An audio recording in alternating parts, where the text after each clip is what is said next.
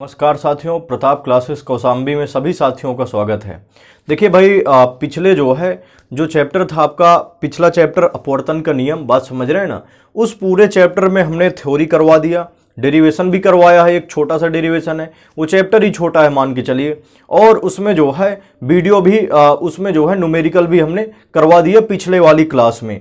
तो आज के इस सेशन में समझिएगा, आज एक नया चैप्टर लेके आए हैं। और आज का जो सेशन है, आज की जो क्लास है भाई, वो पूरी तरह से आपकी धमाकेदार क्लास कह सकते हैं इसको, बात समझ रहे हैं ना। चूंकि आपके पास ये एक नया डेरिवेशन बनेगा, बात समझ रहे हैं ना, कठिन भी है थोड़ा सा, इसमें से संबंधित न्यूमेरिकल्स आते हैं, ध्यान दीजिएगा बिल्कुल। इसमें ये डेरिवेशन तो कम ही पूछा जाता है, कभी कभार आता है, कभी कभार सन में, ये नहीं कह सकते कि नहीं आता, बिल्कुल कभी कभार सन में आता है, लेकिन कम आता है, बात समझ रहे हैं ना। लेकिन इसमें से संबंधित जो सूत्र निकलेगा वो डेरिवेशन आपका पूछा जाएगा। आज सेकंड पेपर का दूसरा चैप्टर शुरू करेंगे। सेकंड पेपर का दूसरा चैप्टर क्या है? अध्याय 2 आपका बनेगा प्रकाश का गोलीय पृष्ठों पर अपवर्तन। ध्यान दीजिएगा, प्रकाश का गोलीय पृष्ठों पर अपवर्तन, और साथ में क्या होगा? लेंस होगा, बात समझ रहे हैं ना। तो सबसे पहले गोलीय पृष्ठ समझेंगे, ये चित्र अभी समझाएंगे, बात समझिए। चित्र हमने पहले से इसको बना लिया है, चूंकि टाइम ज्यादा वेस्ट ना हो, बात समझ रहे हैं ना। आप कॉपी में इस चित्र को नोट कर लीजिए, अभी जब हेडिंग डलवा के इसको थ्योरी करवाएंगे, बात समझ रहे हैं, इस डेरिवेशन को करवाएंगे तो उसमें उपयोग बनेगा। तो देखिए, सबसे पहले गोलीय पृष्ठ समझना है कि गोलीय पृष्ठ एक्चुअली में होता क्या है। गोलीय पृष्ठ, गोलीय पृष्ठ देखिए यदि हम कांच का एक गोला मान लें, बात समझ रहे हैं ना, कांच का ठोस गोला हो, जैसे ये कांच का ठोस गोला हो गया, ध्यान से समझिएगा बिल्कुल। कांच का एक पूरा ये ठोस गोला है, ये कैसा गोला है? आपका ठोस गोला है। तो कांच के ठोस गोले से काटा गया एक भाग को, कांच के ठोस गोले से काटे गए एक भाग को, जैसे इतना काट कर हम अलग कर लें। ये देखिए, ये कांच का एक पूरा ठोस गोला था, और ये बीच से इतना पार्ट हमने काट दिया। तो ये पार्ट आपका अलग कर ले, इधर बना ली इस पार्ट को, बात समझ रहे हैं ना। तो ये पार्ट आपका ऐसे आपका बन जाएगा, समझिएगा। यहां से ये कंडीशन आपकी बन गई, इतना पार्ट। तो ये क्या कहलाएगा? आपका गोलीय पृष्ठ कहलाएगा। ये कौन सा पृष्ठ है आपका? ये गोलीय पृष्ठ है। तो और ये गोलीय पृष्ठ है कैसा? समझिए, ये गोलीय पृष्ठ, अब देखिए गोलीय पृष्ठ दो प्रकार के होंगे इनकी बनावट के अनुसार। समझिए कि गोलीय पृष्ठ दो प्रकार के होंगे, कैसे? बनावट के अनुसार होंगे। एक एक गोलीय उत्तल पृष्ठ होगा, गोलीय उत्तल पृष्ठ, और इसके बाद एक पृष्ठ होगा आपका गोलीय अवतल पृष्ठ। ध्यान दीजिएगा, ये चैप्टर की शुरुआत ही मान सकते हैं, बात समझ रहे हैं ना, गोलीय अवतल पृष्ठ। तो देखिए यहां से ध्यान दीजिएगा, उत्तल का शाब्दिक अर्थ क्या होता है? उत्तल का जो शाब्दिक अर्थ, उठा हुआ, ऐसा गोलीय पृष्ठ। गोलीय पृष्ठ तो समझ में आ रहा है ना, समझिएगा। गोले, ठोस गोले, कांच के ठोस गोले से काटे गए एक भाग को क्या कहते हैं? हम गोलीय पृष्ठ कहते हैं। ध्यान से समझिएगा, कांच के ठोस गोले से उसके एक पृष्ठ, उसके एक भाग को, काटे गए एक भाग को क्या कहते हैं? हम गोलीय पृष्ठ कहते हैं। एक बार फिर से समझिएगा, कांच के ठोस गोले से उसके एक भाग को, काटे गए उसके एक भाग को क्या कहते हैं? गोलीय पृष्ठ कहते हैं। इसको याद नहीं रखना, बात समझ, चूंकि परिभाषाएं ये आती नहीं, केवल आपको समझना है, केवल और समझना है कि एक्चुअली में होता क्या है ये, बात समझ रहे हैं ना। तो कांच के एक ठोस गोले से काटे गए एक भाग को क्या कहते हैं? उसको गोलीय पृष्ठ कहते हैं। तो अब गोलीय पृष्ठ बनावट के आधार पर दो प्रकार का हो सकता है, एक गोलीय उत्तल पृष्ठ होगा और एक गोलीय अवतल पृष्ठ होगा। तो उत्तल का पृष्ठ का मतलब, उत्तल का मतलब उठा हुआ, और अवतल का मतलब दबा हुआ। तो ऐसा गोलीय पृष्ठ जिसका जिसका क्या हो, जिसका पार्ट समझिएगा, जिसमें अपवर्तन हो रहा हो, ऐसा गोलीय पृष्ठ जिसका अपवर्तक पृष्ठ उठा हुआ हो। समझिए यहां से, जैसे इधर साइड यदि अपवर्तन हो, इधर साइड समझिएगा, थोड़ा सा इधर साइड अपवर्तन हो, तो ये पृष्ठ देखिए ये उठा हुआ है, बात समझ रहे हैं, ये कैसा पृष्ठ है? ये उठा हुआ है। तो यहां से ऐसा पृष्ठ, ऐसा गोलीय पृष्ठ जिसका अपवर्तक पृष्ठ उठा हुआ हो, उसको क्या कहेंगे? गोलीय उत्तल पृष्ठ। और ऐसा गोलीय पृष्ठ जिसका अपवर्तक पृष्ठ, अवतल का मतलब क्या हो? दबा हुआ। दोनों शब्द याद रखिए, चूंकि लेंस में भी यूज होगा, बात समझ रहे हैं ना, लेंस में पूरी तरह से यूज होगा। तो ऐसा गोलीय पृष्ठ जिसका अपवर्तक पृष्ठ अपवर्तक तो समझ रहे हैं ना, जहां से अपवर्तन होना है, जहां से क्या होना है, प्रकाश किरण का अपवर्तन होना है। तो ऐसा गोलीय पृष्ठ जिसका अपवर्तक पृष्ठ, उत्तल का मतलब उठा हुआ हो, और ऐसा गोलीय पृष्ठ जिसका अपवर्तक पृष्ठ अवतल का मतलब क्या हो, दबा हुआ हो, उसको जो क्या कहते हैं, उसको गोलीय अवतल, और जिसका पृष्ठ जो है, जिसका अपवर्तक पृष्ठ उठा हुआ हो, उसको गोलीय उत्तल पृष्ठ कहते हैं। तो ये तो हो गई भाई बात जो है इस चैप्टर की शुरुआत की, प्रकाश का गोलीय पृष्ठों पर अपवर्तन। तो सबसे पहले क्या पढ़ेंगे, प्रकाश का गोलीय पृष्ठ। तो प्रकाश के गोलीय पृष्ठ दो प्रकार के होते हैं, बात समझ रहे हैं ना, गोलीय उत्तल पृष्ठ और गोलीय अवतल पृष्ठ, बात समझ रहे हैं ना। अब यहां से देखिए, यहां से गोलीय उत्तल पृष्ठ और गोलीय अवतल पृष्ठ, इन पर अपवर्तन होगा, ध्यान दीजिएगा पूरी तरह से। तो इसके जो है दो टाइप, गोलीय पृष्ठों के दो टाइप बनते हैं, एक गोलीय अवतल पृष्ठ और एक गोलीय उत्तल पृष्ठ। तो गोलीय अवतल पृष्ठ का मतलब ऐसा गोलीय पृष्ठ जिसका अपवर्तक पृष्ठ, अवतल का मतलब दबा हुआ हो, ऐसा गोलीय पृष्ठ जिसका अपवर्तक पृष्ठ दबा हुआ हो, उसको क्या कहेंगे, गोलीय अवतल पृष्ठ। और ऐसा अपवर्तक पृष्ठ जिसका अपवर्तक पृष्ठ उत्तल का मतलब उठा हुआ हो, उसको क्या कहेंगे, हम गोलीय उत्तल पृष्ठ कहेंगे। तो अब देखिए, गोलीय पृष्ठों पर अपवर्तन, इसीलिए पृष्ठ के स्थान में पृष्ठों आया है, बात समझ रहे हैं ना। चूंकि गोलीय पृष्ठ दो प्रकार के होते हैं, अवतल पृष्ठ और उत्तल पृष्ठ, दोनों पर अपवर्तन देखेंगे। तो पहला हमें क्या देखना है, पहला डेरिवेशन, सबसे मेन पार्ट यही है, मेन पार्ट क्या कह सकते हैं, ये चैप्टर की शुरुआत कहते हैं, और बड़ा डेरिवेशन भी बनेगा, बात समझ रहे हैं। इसमें से संबंधित न्यूमेरिकल जरूर आते हैं, बोर्ड परीक्षाओं में न्यूमेरिकल जरूर रहते हैं, या तो गोलीय उत्तल पृष्ठ के न्यूमेरिकल रहे, या तो गोलीय अवतल पृष्ठ के न्यूमेरिकल रहे। और फिर इसके बाद इसमें एक पार्ट और बन जाता है इस चैप्टर में, लेंस का पार्ट बन जाता है, बात समझ रहे हैं ना। देखिए, प्रकाश का गोलीय पृष्ठों पर अपवर्तन, तो गोलीय उत्तल पृष्ठ पर अपवर्तन देखेंगे, गोलीय अवतल पृष्ठ पर अपवर्तन देखेंगे, और साथ में लेंस का पार्ट रखा हुआ है, तो उसको जो है बाद में देखेंगे, बात समझ रहे हैं ना। और अंग्रेजी में इसको reflection of light at spherical surface और लेंसेज हो जाएगा। अब इसके बाद चलिए यहां से देखिए, सबसे पहले इसमें के दो पार्ट हमने अभी बताया है। तो गोलीय अवतल पृष्ठ पर अपवर्तन का सूत्र देखते हैं। गोलीय अवतल पृष्ठ, गोलीय अवतल पृष्ठ पर अपवर्तन का सूत्र, अपवर्तन का सूत्र ये परीक्षा में पूछा जाता है। अब इसमें से संबंधित न्यूमेरिकल आते हैं, कभी कभार ये सूत्र भी आ जाता है, बात समझ रहे हैं ना। पिछले एक दो सन में ये रिपीट हुआ है क्वेश्चन। तो अब समझिएगा यहां से गोलीय अवतल पृष्ठ, तो देखिए APB, ध्यान दीजिएगा, जैसे ये क्या है आपके पास, ध्यान से बना रहे हैं हम, यहां से ध्यान दीजिएगा, ये जो है ये एक क्या है, ये A हो गया, और यहां पर जो है मिड पॉइंट में समझिएगा, ये जो है कंडीशन, यहां पर P हो गया और यहां से B हो गया। देखिए उसी प्रकार चित्र बना है, इतने पार्ट को हमें देखना है, इतने भाग को, इतने भाग को देखिए, सभी लोग यहां से देखना है।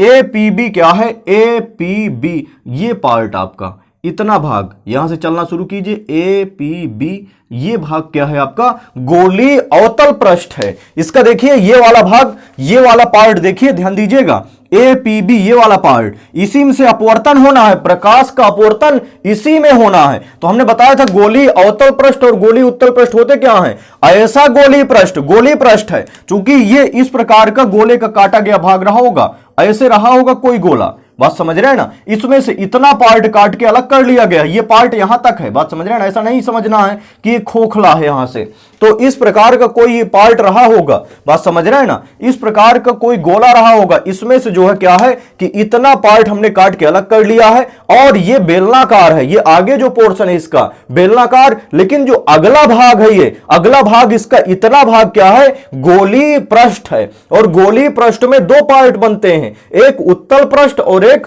अवतल पृष्ठ। तो इसका सामने वाला भाग देखिए, जहां से अपवर्तन होना है, ये दबा हुआ है कि उठा हुआ है, ये भाग आगे की ओर क्या है, दबा हुआ है, और दबे हुए भाग को अवतल पृष्ठ, अवतल और उत्तल में शाब्दिक अर्थ समझ लीजिए, अवतल और उत्तल, वो अवतल का मतलब दबा हुआ, बात समझ रहे हैं ना, लेंस में भी यही काम करेगा, और उत्तल का मतलब उठा हुआ, उठा हुआ। तो देखिए ये पृष्ठ दबा हुआ है कि उठा हुआ है बाहर की ओर, तो ये पृष्ठ अंदर की ओर दबा हुआ है, इसलिए इसको अवतल पृष्ठ कहेंगे। और ये गोलीय है, बात समझ रहे हैं ना, चूंकि इस प्रकार का एक गोला रहा होगा जिसमें से इतना पार्ट इतना पार्ट काट के अलग कर लिया गया है। तो समझिए यहां से थ्योरी क्या, सबसे पहले क्या लिखा जाएगा इसमें, ध्यान दीजिएगा, हम थोड़ा सा थ्योरी लिखते हैं, इसके बाद डेरिवेशन की इसकी शुरुआत करते हैं। डेरिवेशन एक महत्वपूर्ण टॉपिक है।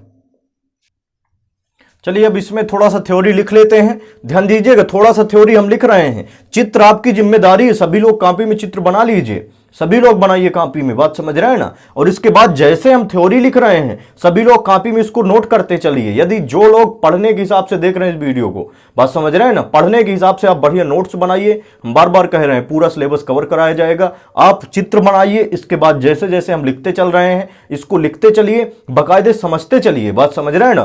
तो देखिए यहां से क्या लिखा जाएगा, सबसे पहले APB क्या है, माना कि APB होगा। देखिए ABP नहीं, यहां से क्या हो जाएगा आपके पास APB माना कि APB कोई एक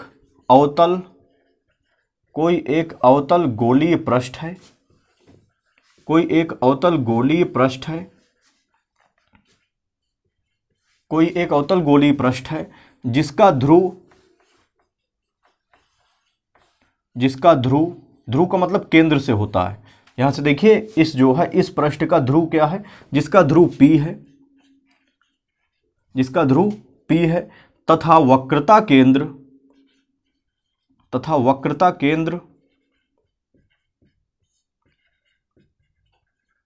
केंद्र C है। इसको नोट करते चलिए, अभी हम वक्रता केंद्र भी बता देंगे, समझ में आ जाएगा आपको आसानी से। माना कि APB कोई एक अवतल गोलीय पृष्ठ है जिसका ध्रुव P है, तथा वक्रता केंद्र क्या है इसका C है, तथा इसके मुख्य अक्ष पर, समझिएगा, तथा इसके मुख्य अक्ष पर, या कह सकते हैं तथा इस पृष्ठ के बाईं ओर, इस पृष्ठ के बाईं ओर वायु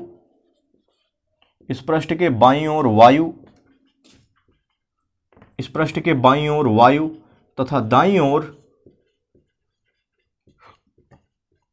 इस पृष्ठ के बाईं ओर वायु तथा दाईं ओर कांच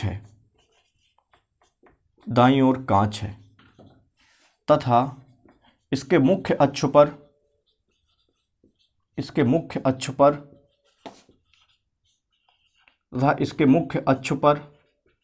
एक बिंदुवत वस्तु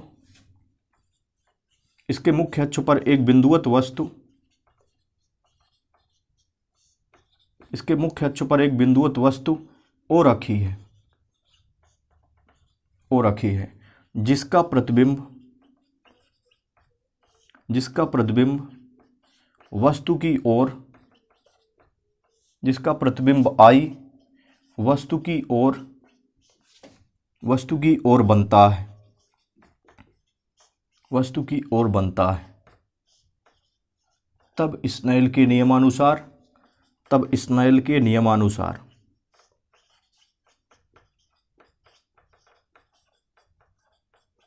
अब समझिएगा। यहां से इतनी ही थ्योरी आपकी पर्याप्त है इस डेरिवेशन के लिए, इतनी थ्योरी पर्याप्त है। ध्यान दीजिएगा एक बार, यहां से समझना है, माना कि कोई APB एक अवतल गोलीय पृष्ठ है। अभी चित्र पूरी तरह से हम एक बार थ्योरी हटाएंगे, थ्योरी को मेन रूप से केवल याद रखना है। यदि आप इतनी थ्योरी याद रख लीजिए तो अभी इसके जस्ट बाद थ्योरी हम हटाएंगे, आपको चित्र समझा देंगे कि कैसे चित्र बनेगा। चूंकि जब तक चित्र नहीं समझ में आएगा, जब तक ये डेरिवेशन आपको समझ में नहीं आ सकता, ये 100% है, बात समझ रहे हैं ना। यदि चित्र समझ में आएगा तभी आपको डेरिवेशन भी समझ में आएगा। तो यहां से समझिए, केवल अभी थ्योरी समझना है, आपको बिल्कुल घबराना नहीं है, घबराना तनिक भी नहीं है। यहां से देखिए, माना कि APB कोई एक अवतल गोलीय पृष्ठ है, माना कि APB कोई एक अवतल गोलीय पृष्ठ है, ये अवतल गोलीय पृष्ठ है, बात समझ रहे हैं, गोलीय पृष्ठ है, लेकिन कैसा है, अवतल है। माना कि कोई APB एक अवतल गोलीय पृष्ठ है जिसका ध्रुव P है, तथा वक्रता केंद्र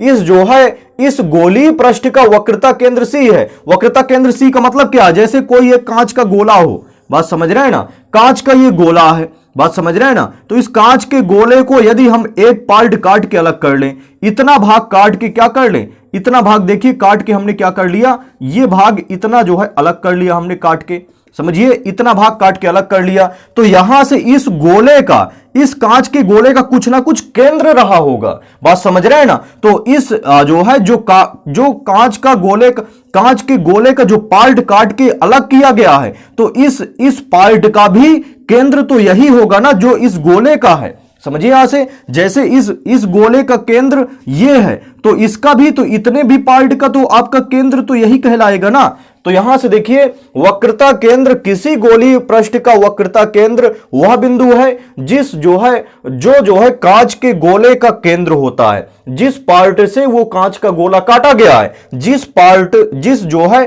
गोले से वो जो है पार्ट क्या हो गया है, काटा गया है, उसी गोले के केंद्र को, समझिएगा, किसी गोलीय पृष्ठ का वक्रता केंद्र वह बिंदु होता है, वह केंद्र होता है जो कांच के गोले से काटा गया क्या होता है, भाग होता है, उसका क्या कहलाता है, केंद्र कहलाता है।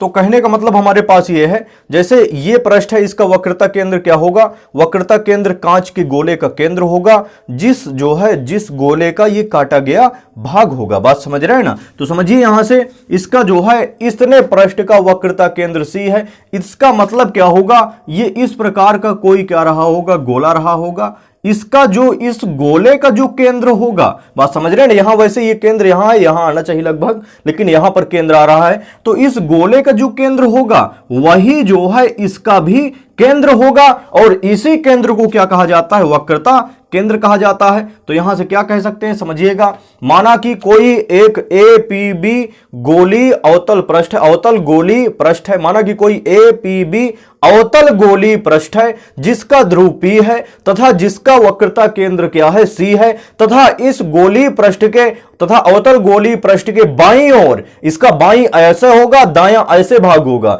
इसके बाईं ओर वायु, इधर की तरफ वायु, तथा दाईं ओर क्या है, कांच है, तथा इसके मुख्य अक्षों पर इसका ये जो लाइन दिख रही है, ये देखिए, ये लाइन क्या है, मुख्य अक्ष है, ये वाली जो लाइन है आपकी, ये लाइन मुख्य अक्ष है, तथा इसके मुख्य अक्षों पर क्या है, समझिएगा, इसके मुख्य अक्षों पर एक बिंदुवत वस्तु और रखी है, जिसका प्रतिबिंब, इस वस्तु का प्रतिबिंब जो है वस्तु की ओर ही आई डैश पर बनता है। बात समझ रहे हैं? एक बार फिर से थ्योरी, 1 मिनट में थ्योरी समझाएंगे, इसके बाद डेरिवेशन पर आगे चलेंगे। बात समझ रहे हैं ना? माना कि कोई एक APB अवतल गोली पृष्ठ है, APB अवतल गोली पृष्ठ है जिसका ध्रुव P है तथा जिसका वक्रता केंद्र C है, तथा अवतल गोली पृष्ठ के बाईं ओर वायु तथा दाईं ओर कांच है, तथा माना कि इसके मुख्य अक्षों पर एक बिंदुवत वस्तु और रखी है जिसका जो है प्रतिबिंब इसके जो है वस्तु की ओर ही आई डैश पर बनता है, तब स्नेल के नियमानुसार,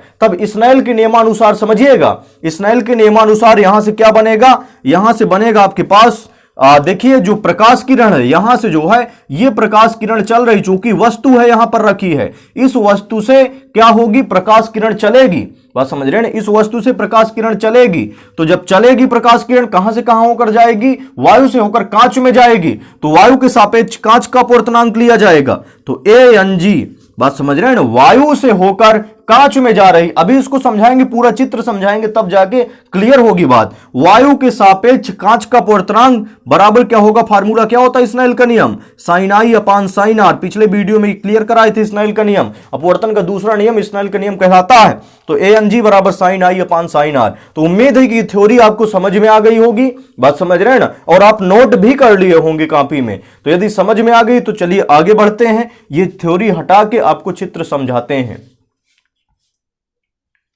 तो इसको जो है याद रखिए भाई। अब यहां से देखिए, थोड़ा सा समझना, इसके बाद आगे बढ़ेंगे, इतना ध्यान रखना है सभी को।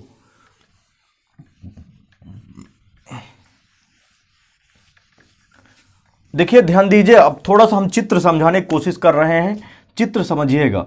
मान लीजिए क्या है आपके पास, अवतल गोली पृष्ठ, हम चित्र बना रहे हैं, इस चित्र को यहां छोटे इसमें कंडीशन में बना रहे हैं। ये आपके पास अवतल गोली पृष्ठ है, बात समझ रहे हैं ना, यहां से ये मुख्य अक्ष हो गया, ध्यान दीजिएगा, ये मुख्य अक्ष हो गया, यहां पर एक कोई बिंदुवत वस्तु रखी है, ध्यान से समझिएगा। थोड़ा सा कंडीशन जो है चित्र की थोड़ा सा कठिन है, यदि आप समझेंगे चित्र तभी समझ में आएगा। ये आपका क्या है, अवतल गोली पृष्ठ है, ये अवतल गोली पृष्ठ है, ये क्या है, A, P और B है, बात समझ रहे हैं ना। इसके बाद देखिए बिंदुवत वस्तु O रखी है, तो तो वस्तु ओ रखी है, तो जब वस्तु से प्रकाश किरण चलेगी, यहां पर देखिए इस वस्तु से प्रकाश किरण चलेगी, बात समझ रहे हैं ना, यहां पर इसका क्या होगा, अपवर्तन होगा।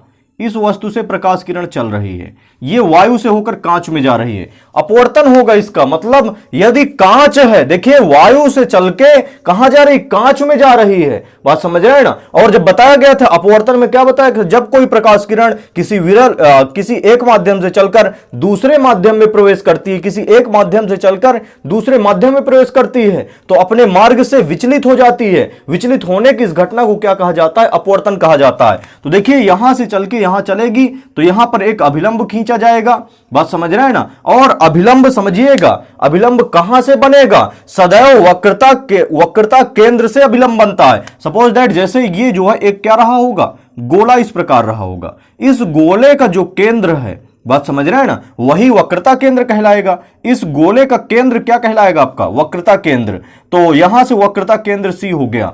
अब देखिए समझिएगा थोड़ा सा, बिल्कुल ध्यान देना है सभी को। यदि केंद्र से यहां से गोले या वृत्त, इसको वृत्त या गोला एक ही मान के चलना लगभग, ये जो है केंद्र से जो है वृत्त की परिधि पर या गोले की परिधि पर या जो है यहां से जो है त्रिज्या खींची जाए, समझिए कि थोड़ा सा गोले के केंद्र से वृत्त की परिधि पर जो त्रिज्या होती है, वो त्रिज्या क्या होती है, सदैव लंबवत होती है। ध्यान से समझिए थोड़ा सा, गोले के केंद्र से वृत्त की जो परिधि है, परिधि क्या होती है, यदि स्पर्श रेखा यहां से खींचे तो परिधि जो है, जो त्रिज्या है वो परिधि पर सदैव क्या होती है, लंबवत होती है। जो त्रिज्या है वो परिधि पर सदैव क्या होती है, लंबवत होती है। इसीलिए जो अभिलंब होगा वो अभिलंब कहां से जाएगा, अभिलंब आपका जाएगा वक्रता केंद्र से। तो वक्रता केंद्र से होकर क्या जाएगा आपका अभिलंब, तो ये क्या हो गया, ये अभिलंब हो गया, CL क्या हो गया, एक अभिलंब हो गया। तो अब देखिए ये जो किरण है, ये प्रकाश किरण है, ये प्रकाश किरण विरल माध्यम से सघन माध्यम में प्रवेश कर रही है।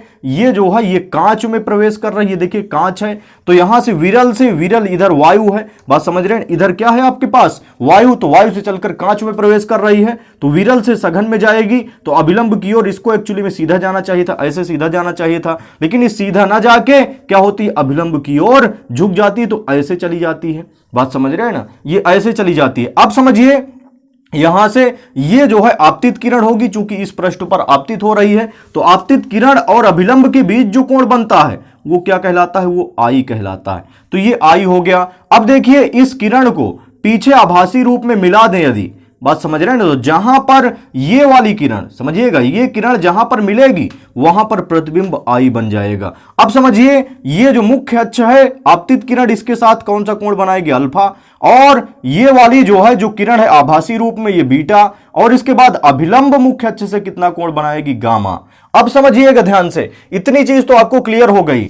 अब ध्यान दीजिएगा सभी लोग, तो आसानी से बन जाएगी। देखिए ये अभिलंब है, तो ये अभिलंब हो गया, और इस किरण को हमने पीछे आभासी रूप में बढ़ाया है, तो ये किरण और ये किरण, देखिए सभी लोग ध्यान दीजिए, ये और ये शीर्षाभिमुख कोण कहलाएंगे, बात समझ रहे हैं ना। और ये कौन सी किरण होगी, ये अपवर्तित किरण होगी। यहां से देखिए ये जो है इसको सीधा जाना चाहिए था, एक्चुअली में इस किरण को सीधा जाना चाहिए था, लेकिन इस सीधा ना जाके अभिलंब की ओर झुक जाती है, अपवर्तित किरण हुई। तो अपवर्तित किरण और अभिलंब के बीच जो कोण बनेगा वो अपवर्तन कोण R कहलाएगा। और ये देखिए ये कोण और ये कोण आपस में क्या होंगे, बराबर होंगे, इसलिए ये क्या कहलाएगा आपका, अपवर्तन कोण R कहलाएगा। थोड़ा सा ये जो है सूक्ष्म चित्र हो गया है, बात समझ रहे हैं ना। एक बार हम इस चित्र में समझते हैं, बड़े चित्र में देखिएगा, आपको चित्र समझ में आएगा तभी आपके पास डेरिवेशन समझ में आएगा। ध्यान दीजिएगा एक बार, यहां से माना कि कोई APB एक गोली अवतल पृष्ठ है, जिसका ध्रुव P है तथा वक्रता केंद्र C है, बात समझ रहे हैं ना। तथा गोली अवतल पृष्ठ के बाईं ओर वायु तथा दाईं ओर क्या है, कांच है, तथा इसके मुख्य अक्ष पर एक बिंदुवत वस्तु O रखी है जिसका प्रतिबिंब I पर बनता है, बात समझ रहे हैं ना। तब स्नेल के नियमानुसार तो समझिएगा यहां से मुख्य अक्ष पर वस्तु रखी है, इसलिए इससे जो है क्या होगी, एक प्रकाश किरण चलेगी। अब समझिए यहां से इस बिंदु पर हमने एक अभिलंब खींच दिया, तो ये अभिलंब समझिए, अभिलंब लंब होना चाहिए। ये जो अभिलंब है ये पृष्ठ पर क्या होगा, इतना जो है ये अभिलंब खींच रहे हैं हम, बात समझ रहे हैं ना, तो ये पृष्ठ पर क्या होगा, लंब होगा। तो देखिए अभिलंब खींच दिया, तो यहां से देखिएगा ये प्रकाश किरण विरल माध्यम से चलकर सघन माध्यम में प्रवेश कर रही है। तो इसको एक्चुअली में इस किरण को समझिएगा, इस किरण को सीधा जाना चाहिए था, ऐसे जाना चाहिए था, देखिए बिल्कुल सीधा जाना चाहिए था, लेकिन सीधा ना जाके ये प्रकाश किरण विरल माध्यम से वायु से चलकर कांच में प्रवेश कर रही, इसलिए थोड़ा सा अभिलंब की ओर क्या हो जाती है, झुक जाती है। ये वाली किरण क्या हो जाती है, झुक जाती है। अब समझिए ये कौन सी किरण हुई, ये आपतित किरण हुई। तो आपतित किरण और ये अभिलंब हुआ आपका, ये देखिए अभिलंब लिखा हुआ है। आपतित किरण और अभिलंब के बीच जो कोण बनेगा, इतनी चीज आई कहलाएगी। और ये अपवर्तित किरण है, अपवर्तित किरण और अभिलंब के बीच जो कोण बनेगा वो आर कहलाएगा। अब इस किरण को आभासी रूप में पीछे हमने बढ़ा दिया, जिस बिंदु पर मिल रही है वो वहां पर प्रतिबिंब बनेगा। अब समझिए आपतित किरण और अक्ष के बीच जो कोण बनेगा, आपतित किरण और अक्ष के बीच जो कोण बनेगा वो अल्फा। और इसके बाद यहां से अपवर्तित, यहां से ये जो है ये कौन सी है, ये रेखा आपकी जो है ये प्रतिबिंब वाली रेखा है। तो प्रतिबिंब की रेखा और अक्ष के बीच, मुख्य अक्ष के बीच जो कोण बनेगा वो बीटा, और अभिलंब और मुख्य अक्ष के बीच जो कोण बनेगा वो गामा होगा। और इतना कोण समझिएगा, इतना कोण ये आपतित किरण और अभिलंब के बीच जो कोण बनेगा वो वाई। और यहां से ये कोण क्या कहलाएगा, ये कोण अपवर्तित किरण और अभिलंब के बीच जो कोण बनेगा वो आर। अब समझिए ये इतना आर और इतना आर बराबर क्यों है, यहां से देखिएगा ये अभिलंब हो गया और ये वाली रेखा तो इसको हमने पीछे ही मिलाया है। तो ये रेखा और ये रेखा, ये कोण आपस में क्या हो जाएंगे, शीर्षाभिमुख। ये तो पूरा यहां तक है, ये कोण और ये कोण आपस में क्या होगी, जैसे ये रेखा और ये रेखा यदि काटे तो ये क्या हो जाएगा, आपस में बराबर हो जाता है, शीर्षाभिमुख कोण है। तो उम्मीद है कि ये कोण की स्थिति आपको समझ में आ गई होगी। बात समझ रहे हैं, उम्मीद है कोण की स्थिति समझ में आ गई होगी। यदि नहीं समझ में आई तो नीचे कमेंट कीजिएगा। बात समझ रहे हैं, हम डेरिवेशन आगे चलेंगे। यदि नहीं समझ में आई कोण की स्थिति, आप डेरिवेशन समझ लीजिए, डेरिवेशन समझ लीजिए। यदि कोण की स्थिति नहीं समझ में आ रही फिर भी तो आप जो है कमेंट करेंगे, सभी लोग कमेंट कीजिए, नीचे कमेंट कीजिए। यदि नहीं समझ में आया होगा तो आगे जो अगला वीडियो आएगा तो उसमें पहले हम चित्र बना के, बात समझ रहे हैं ना, बड़ा सा पूरे ब्लैक बोर्ड में चित्र बनाएंगे। इसके बाद कोण की स्थिति स्पष्ट रूप से क्लियर कर देंगे। ये छोटी जगह होने की वजह से हो सकता है कि थोड़ा दिक्कत हुई हो, बात समझ रहे हैं ना। अब इसके बाद चलिए आगे चलते हैं। स्नेल के नियमानुसार ANG बराबर, चूंकि जो प्रकाश किरण है वो वायु से चलकर कांच में जा रही है, इसलिए वायु के सापेक्ष कांच का अपवर्तनांक लिया जाएगा। तो ANG बराबर क्या हो जाएगा, sine i upon sine r. अब यहां से समझिएगा, माना ANG बराबर केवल n ले लीजिए, अपवर्तनांक केवल n मान लीजिए। तो माना ANG बराबर n, तब यहां से हो जाएगा आपके पास, इसके स्थान पर n मान लीजिए, तो n बराबर क्या हो जाएगा, sine i upon sine r. अब समझिएगा, यदि I व R बहुत छोटे कोण है, यदि I व R बहुत छोटे कोण हो, यदि I व R बहुत छोटे कोण हो,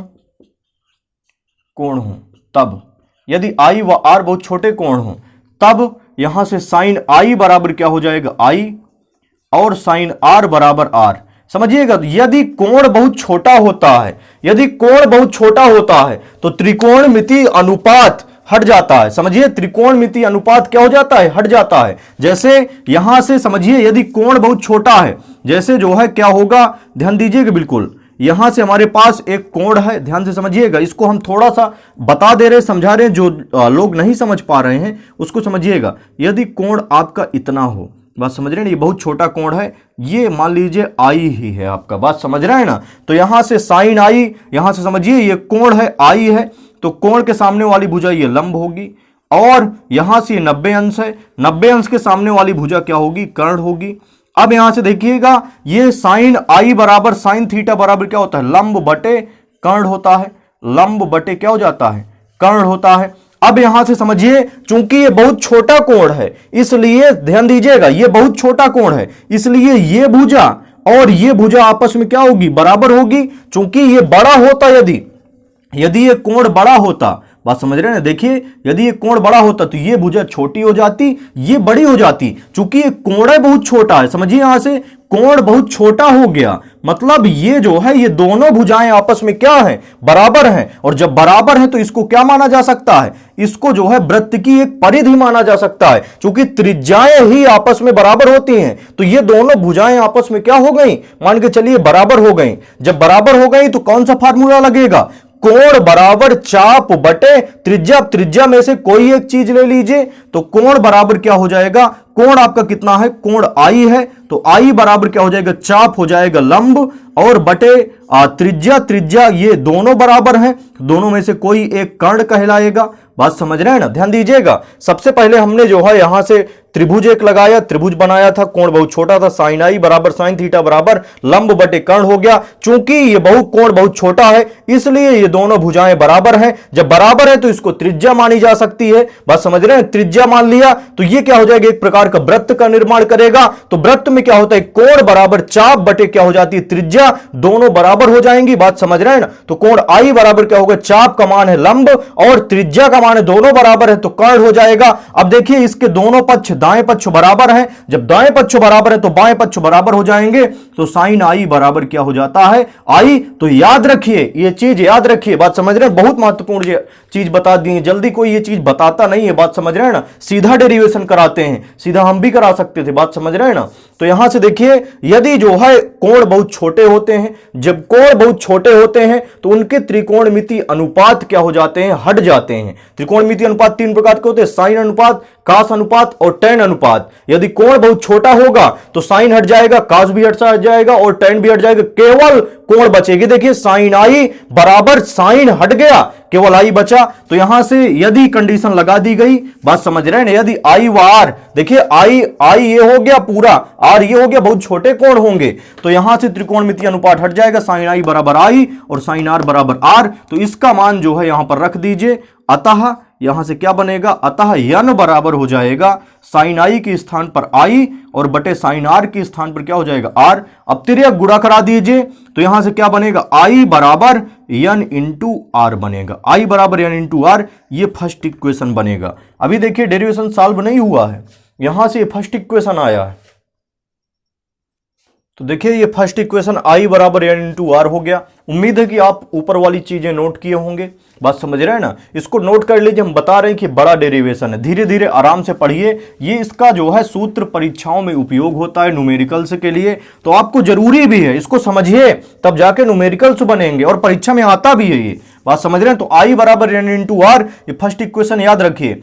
अब इसके बाद देखिए इसमें दो त्रिभुज, यहां से आई और आर की स्थिति निकालेंगे, ध्यान दीजिएगा, आई और आर का मान निकालेंगे। तो दो त्रिभुज लीजिए, एक त्रिभुज होगा आपके पास, समझिएगा यहां से यम ओ सी एक त्रिभुज बन रहा है, त्रिभुज यम ओ सी में, त्रिभुज यम ओ सी में बहिष्कोण प्रमेय से, बहिष्कोण प्रमेय से, बहिष्कोण प्रमेय से देखिए बहिष्कोण प्रमेय कहती क्या है, बहिष्कोण त्रिभुज की बहिष्कोण प्रमेय कहती है कि किसी भी त्रिभुज का बहिष्कोण उसके सम्मुख दो कोणों के योग के बराबर होता है। जैसे कोई त्रिभुज ये है, ये त्रिभुज मान लीजिए है आपके पास, ये कोण आपके पास अल्फा है और ये कोण ए हो गया, ये कोण बी हो गया। तो किसी भी त्रिभुज का बहिष्कोण, ये बहिष्कोण अल्फा कहलाएगा। बहिष्कोण का मतलब बाहरी कोण, बात समझ रहे हैं ना, बहि का मतलब होता है बाहरी। किसी त्रिभुज का बहिष्कोण उसके सम्मुख दो अंतः कोणों के योग के बराबर होता है, ये प्रमेय कहती है। तो देखिए ये त्रिभुज यम ओ सी लीजिए, ये यम हो गया, ये बिंदु ओ हो गया, ये बिंदु सी हो गया। तो इतना त्रिभुज देखिए, इस त्रिभुज में इतना कोण आई है और ये कोण अल्फा है। तो इस त्रिभुज के दो अंतः कोण कौन से हो गए, आई और अल्फा, और इस त्रिभुज का बहिष्कोण, इस त्रिभुज का बहिष्कोण क्या हो गया, गामा। बात समझ रहे हैं ना, तो यहां से गामा बराबर क्या हो जाएगा आपके पास, त्रिभुज यम ओ सी का बहिष्कोण गामा बराबर क्या हो जाएगा, यहां से अल्फा प्लस में आई हो जाएगा, अल्फा प्लस आई। अब यहां से अल्फा का मान निकाल लीजिए कि आई का मान निकालना है एक में, बात समझ रहे हैं ना। तो अल्फा को इधर ले आओ, तो आई बराबर क्या हो जाएगा, यहां से गामा माइनस अल्फा हो गया। अब यहां से ये तो मिल गया। अब दूसरा त्रिभुज एक ले लीजिए, त्रिभुज बनेगा यम आई सी, एक त्रिभुज बनेगा त्रिभुज यम आई सी में बहिष्कोण प्रमेय से, इसमें भी बहिष्कोण प्रमेय लगा दो, बहिष्कोण प्रमेय से। तो इसमें भी बहिष्कोण लगाएंगे, ध्यान दीजिएगा। त्रिभुज यम आई सी, यहां से देखिएगा यम आई सी, इसमें इतना कोण आर, देखिए यम आई सी ले रहे हैं इतनी चीज, तो इतना कोण आर, इतना कोण क्या बनेगा आर, और इतना कोण आपका क्या बनेगा बीटा, और ये त्रिभुज यम आई सी में ये बाहरी कोण बहिष्कोण क्या बनेगा गामा। तो देखिए गामा जो है इस त्रिभुज में जो बहिष्कोण है, बहिष्कोण उसके सम्मुख दो अंतः कोणों के योग के बराबर होगा, अर्थात गामा बराबर क्या हो जाएगा बीटा प्लस आर हो जाएगा। तो गामा बराबर क्या होगा बीटा प्लस आर। अब हमें आर चाहिए तो बीटा को इधर ले आओ, तो आर बराबर क्या हो जाएगा यहां से, आर बराबर गामा माइनस क्या हो जाएगा बीटा होगा। अब देखिए आई व आर का मान समीकरण 1 में रखने पर, आई व आर का मान समीकरण 1 में रखने पर, समीकरण 1 में रखने पर तो रख दीजिए आई व आर का मान समीकरण 1 में रखो। तो यहां से आई की वैल्यू कितनी निकाले हैं, गामा माइनस अल्फा बराबर यहां से समझिए एन इंटू, ध्यान दीजिएगा आर, आर की वैल्यू कितनी निकाली गई थी गामा माइनस बीटा। तो इतना हो गया। इस इक्वेशन को समीकरण नंबर 2 लिखिए। बात समझ रहे हैं ना, क्रम से इसको जो है सॉल्व करते चलेंगे। डेरिवेशन बड़ा है, आप बिल्कुल जितना हम समझा रहे हैं उसको आप नोट करते चलिए, बाद में एक बार रिवाइज करेंगे तो आपको दिक्कत नहीं होगी तनिक भी। तो अब आगे देखिएगा भाई, इतनी कंडीशन आपको क्लियर हो गई। अब हमें मूल रूप से काम यह है कि अल्फा बीटा और गामा का मान निकालना। बात समझ रहे हैं, अल्फा बीटा और गामा का मान निकालना। तो ध्यान दीजिएगा बिल्कुल, यदि आप ध्यान देंगे तो आसानी से चीजें समझ में आएंगी। तो उम्मीद है कि नोट कर लिए होंगे, बात समझ रहे हैं ना। तो देखिएगा यहां से, यदि नोट नहीं किए तो आप वीडियो को पीछे करके पुश करके नोट कर सकते हैं। बात समझ रहे हैं ना। देखिए यहां से इतनी चीज हो गई। अब एक त्रिभुज लिया जाएगा, इसमें मूल रूप से काम है अल्फा बीटा और गामा का मान निकालना। तो अल्फा का मान कैसे निकालेंगे, एक त्रिभुज बन रहा है आपके पास, त्रिभुज ओ एम पी डैश। बात समझ रहे हैं ना। देखिए यहां से ओ एम और पी डैश, यहां से ये त्रिभुज बन रहा है। यदि अल्फा बहुत छोटा कोण हो, यदि अल्फा बीटा व गामा, अल्फा बीटा व गामा बहुत छोटे कोण हो, बहुत छोटे कोण हो, यदि अल्फा बीटा व गामा बहुत छोटे कोण हो, तब ध्यान दीजिएगा बिल्कुल आसानी से समझ में आ जाएगी चीज। यहां से देखिए हमने बताया था अभी छोटे कोण की कंडीशन लिए थे, छोटे कोण में त्रिकोणमितीय अनुपात हट जाता है। बात समझ रहे हैं ना। अर्थात यहां से अल्फा बराबर क्या कह सकते हैं tan अल्फा। ध्यान दीजिएगा tan अल्फा में यदि अल्फा बहुत छोटा कोण होता तो यहां से tan अल्फा में tan अनुपात, त्रिकोणमिति 3 अनुपात होते हैं, साइन अनुपात, कास अनुपात और tan अनुपात। तो tan हट जाएगा, केवल क्या बचेगा अल्फा, अल्फा बचेगा। यदि बहुत छोटे कोण होते हैं तो उनके साथ त्रिकोणमिति अनुपात हट जाता है, तो tan अल्फा में tan हट जाएगा, केवल क्या बचेगा अल्फा बचेगा।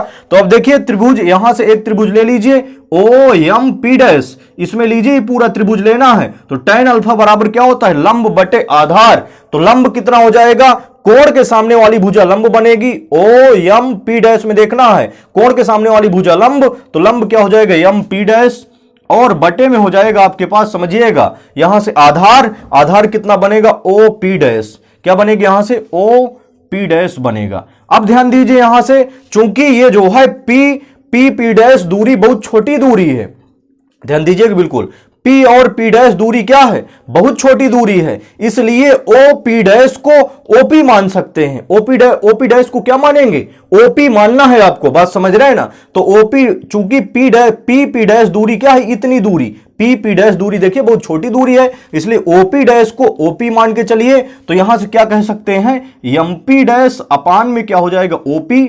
अब ध्यान दीजिए ओपी, ओ से लगा के पी तक की दूरी, ओ से लगा के पी तक की दूरी, मतलब वस्तु से लगा के जो है पृष्ठ तक की दूरी, गोली अवतल पृष्ठ तक की दूरी। तो गोली अवतल पृष्ठ से वस्तु की दूरी माइनस यू कहलाएगी। अब दूरियां समझ लीजिए, बिल्कुल छोटा सा पॉइंट समझना है। यदि गोली अवतल पृष्ठ के दूरी इधर बन रही है तो क्या होगी ऋणात्मक, यदि दूरी इधर है तो वो धनात्मक, और यदि दूरी ऊपर की तरफ है तो वो धनात्मक, नीचे की तरफ है तो ऋणात्मक। जैसे आप अक्षों में दूरियां लेते हैं, जैसे अक्ष समझिए, यदि ये जो है 0.00 होता है मूल बिंदु, इधर की तरफ जो दूरी ली जाती है वो धनात्मक, इधर की तरफ जो दूरी ली जाती है वो ऋणात्मक, ऊपर की तरफ जो दूरी ली जाती है वो धनात्मक, नीचे की तरफ जो दूरी ली जाती है वो ऋणात्मक। यदि जिनको अक्षों में दूरियां क्लियर हैं, बात समझ रहे हैं ना, तो लेंस और ये गोलीय पृष्ठ के लिए दूरियां बिल्कुल दिक्कत नहीं होगी। बात समझ रहे हैं ना। इस पृष्ठ के इधर साइड देखिए, इधर साइड अक्ष में देखना है x x dash y y dash में जैसे होता है, एक्स एक्स डैश में मूल बिंदु के इधर साइड क्या होता है धनात्मक, और इधर साइड ऋणात्मक, ऊपर की तरफ क्या होता है धनात्मक, नीचे की तरफ ऋणात्मक। तो पूरी तरह से क्लियर रहिए, बात समझ रहे हैं ना। यदि क्लियर हो दूरी तो नीचे कमेंट कीजिए कि हां क्लियर है, समझ में आ गया है। नीचे क्लियर कमेंट कीजिए सभी लोग, समझ में आ गया है। अब इसके बाद आगे देखिए, यहां से अल्फा tan अल्फा हो गया। अब इसके बाद बीटा के लिए कंडीशन लीजिए, तो बीटा बराबर क्या हो जाएगा tan बीटा, चूंकि बीटा भी बहुत छोटा कोण है, तो जब बीटा बहुत छोटा कोण होगा तो tan बीटा में tan अनुपात हट जाएगा, केवल बीटा बचेगा। अब tan बीटा का फार्मूला लगा दीजिए, तो tan बीटा बराबर लंब बटे आधार। तो त्रिभुज लीजिए, कौन सा त्रिभुज, यम आई पी डैश। अभी तक लिए थे यम ओ पी डैश लिए थे, अब यम आई पी डैश लेना है। इसमें tan बीटा बराबर क्या होगा, लंब बटे आधार। इतना त्रिभुज आपको लेना है, बात समझ रहे हैं। तो tan बीटा बराबर लंब, लंब कितना हो जाएगा आपका यम पी डैश, और बटे में आधार, आधार कितना होगा I P dash. I P dash हमने बताया था कि पी पी डैश छोटी बहुत छोटी दूरी है, तो आई पी डैश को आई पी मान के चलिए। तो यहां से क्या लिख सकते हैं, एम पी डैश अपान में जो है आई पी डैश को आई पी लिखिए, और बराबर क्या हो जाएगा एम पी डैश अपान में आई पी। आई से लगा के, आई क्या है प्रतिबिंब है, प्रतिबिंब से आपका जो है पृष्ठ तक की दूरी, अब अवतल गोलीय पृष्ठ तक की दूरी क्या कहलाती है, वी कहलाती है। और चूंकि दूरी इधर बन रही है तो माइनस वी होगा। ये देखिए यहां से यहां तक की दूरी क्या कहलाएगी, माइनस वी, तो माइनस वी हो गई।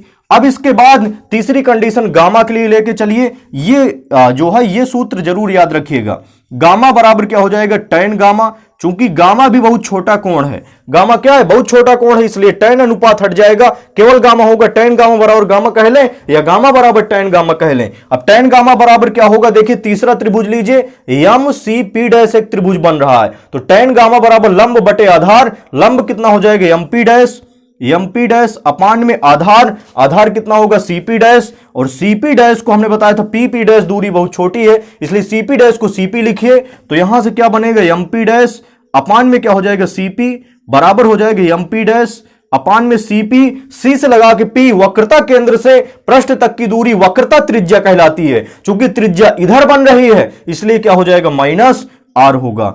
अब देखिए यहां से ध्यान दीजिएगा, अब ये मान जो है अल्फा बीटा तथा गामा का मान समीकरण 2 में रखने पर, अल्फा बीटा तथा गामा का मान कहां रखने पर, समीकरण ये 2 है, बात समझ रहे हैं ना। ये 2 में रख दो, अल्फा बीटा और गामा का मान समीकरण 2 में रखना है। तो अल्फा का मान ये देखिए, अल्फा का मान, यहां से पहले गामा का मान रखिए, तो गामा का मान कितना है, गामा का मान है एम पी डैश और बटे में minus r, minus alpha, alpha की वैल्यू कितनी है एम पी डैश। देखिए यहां से अल्फा की वैल्यू कितनी, M P dash upon OP, O से लगा कि पी तक की दूरी माइनस यू थी, इसको जो है माइनस यू लिखेंगे बटे माइनस यू।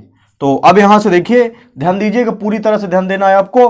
तो यहां से एम पी डैश गामा की वैल्यू हो गई m P dash upon minus r, minus alpha की वैल्यू, अल्फा की वैल्यू एम पी डैश बटे में क्या हो जाएगा माइनस यू, बराबर एन इंटू यहां से गामा, गामा की वैल्यू आपकी एम पी डैश और बटे में माइनस आर, और माइनस बीटा, बीटा की वैल्यू होगी एम पी डैश अपान में माइनस वी। अब इसके बाद देखिए ये माइनस माइनस क्या हो जाएगा, प्लस हो जाएगा। उम्मीद है इतना आप नोट कर लिए होंगे और समझ भी लिए होंगे। यदि समझ में आ गया तो आप नीचे कमेंट जरूर कीजिए, जरूर कमेंट कीजिए। जितने लोग देख रहे हैं, बात समझ रहे हैं ना, जितने लोग पढ़ने के हिसाब से देख रहे हैं कमेंट जरूर कीजिए भाई, बात समझ रहे हैं। इससे थोड़ा सा हमें भी पता चलता है कि हमारी चीजें जो हमने समझाया है वो उसका कितना % लड़कों के समझ में आया है। तो अब आगे देखिए, यहां से देखेंगे आगे, क्योंकि डेरिवेशन आपका जो है कंप्लीट होने ही वाला है मान के चलिए, और ये डेरिवेशन आता भी है, महत्वपूर्ण है, इसलिए इसको इग्नोर नहीं करेंगे भाई। यहां से देखिए, यहां से एम पी डैश अपान में हो जाएगा आपके पास माइनस आर, और इसके बाद ये माइनस माइनस क्या हो जाएगा plus, m P dash upon में क्या हो जाएगा यू, बराबर यहां से n into m P dash upon में क्या हो जाएगा माइनस आर, और ये माइनस माइनस क्या हो जाएगा plus, m P dash upon में क्या हो जाएगा वी। अब देखिए यहां से एम पी डैश कॉमन है दोनों में से, तो एम पी डैश कॉमन हो गया।